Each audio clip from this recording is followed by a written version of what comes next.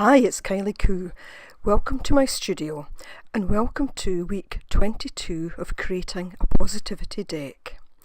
And our word for this week is connect. So I didn't actually do a lot of journaling this week. I found it slightly difficult to think about connect, but in one sense my mind kept going back to last week's word, which was journey.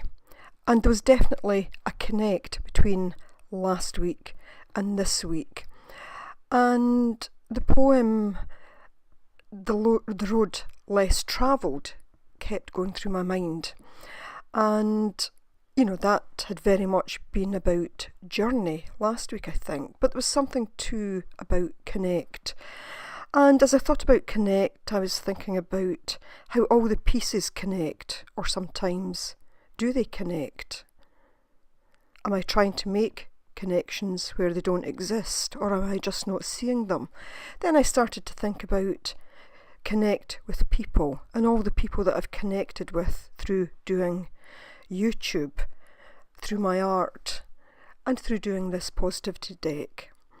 And there was a lot kept coming to my mind about coincidence, about serendipity, and about connect on the journey, on this particular journey. And I've been doing a lot of clearing out recently. I think clearing out of thoughts as much as clearing out of physical things. But in clearing out physical things, I came across a small stencil set that I'd bought a couple of years ago. And I didn't clear it out, I kept it.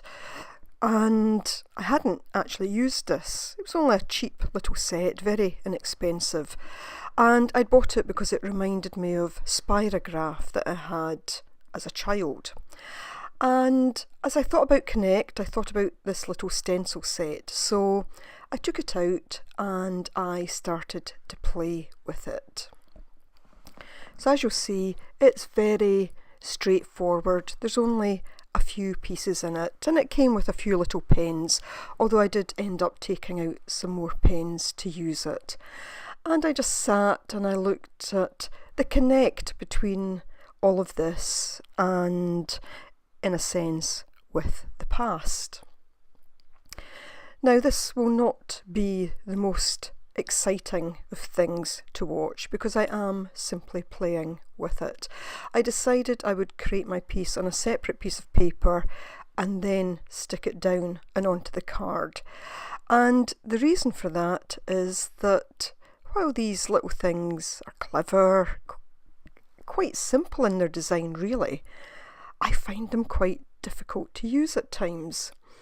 And as I played with this, I was reminded very much of some of the thoughts from my childhood when I would play with this. I love pattern and I used to love playing with this, but I actually found it quite frustrating in a way because, one, at what point does a pattern stop? When do you know when to stop? The other is it's quite meditative in one way, get into a kind of zen-like state doing this. But sometimes if you take your mind off the task, I certainly found I was then wondering, was I going in the right direction? Did I needed to change the direction that I was putting the circle round in? And then, of course, there was occasions when again I would lose concentration, or I was just perhaps trying a bit too hard, and the whole thing would slip and I would get terribly frustrated. And that reminded me very much of using this as a child and how I would feel that something was spoiled because I'd made a mistake. So I'm going to jump ahead a little bit here to show you the kind of next step, because as I say, it's very repetitive. And so a bit further on, and you can see there some of the mistakes that I'd made. The lines weren't exactly as I wanted them, the pen was smudging, but I decided I would keep on. What I did like about this was that to me, this little image that I was creating was showing the complexity of connect and of the connections that we make, the interconnections. So much going on, and so much that I find I'm trying to make sense of, and I can't make sense of it all. There are some things, they are what they are, and I can't change them, and that has been a big lesson that I've had to learn. And so this was helping me connect with a lot of different things, I guess, bringing childhood memories of how I would get frustrated with myself even as a child, and realising that I have carried that forward into adulthood and throughout adulthood. So this simple little exercise wasn't so simple, because it was actually difficult to do in some ways, and yet I learned so much from it. At one point I wondered if I should just abandon this and do something else, but again there was a lesson in here which was about keeping going with something. Just because something was bothering me or frustrating me, that wasn't a good enough reason just to stop. There was valuable lessons for me in this, and I will remember that every time that I look at this card. Very positive lessons. And that connection with my past self felt very important for me, realising that, yes, there's a lot that I've carried through my life that has carried on and into my art and the way I sometimes think about my art. And that some of that I just now need to leave behind.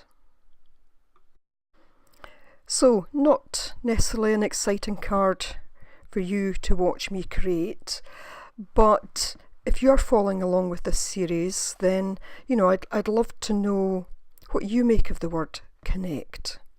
What do you connect with? What do you connect with in a way that you can take forward in a positive way? So I finish a card off by adding my word, and then, as I often do, I put a little border around the card. I just felt that it needed something else. And for me, the fact there was kind of pattern in the card, there was some repetition of pattern, but there was also an unevenness to the pattern. It certainly wasn't perfect, which I think when I'd started out I was trying to make some sort of perfect pattern. But this very much reflected for me the complexity of connect, who we connect with, what we connect with, and even how we connect.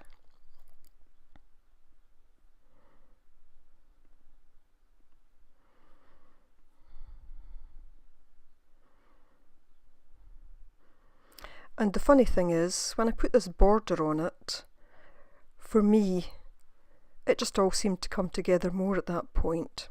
I've no idea why, but it just seemed to bring this particular card to a nice close.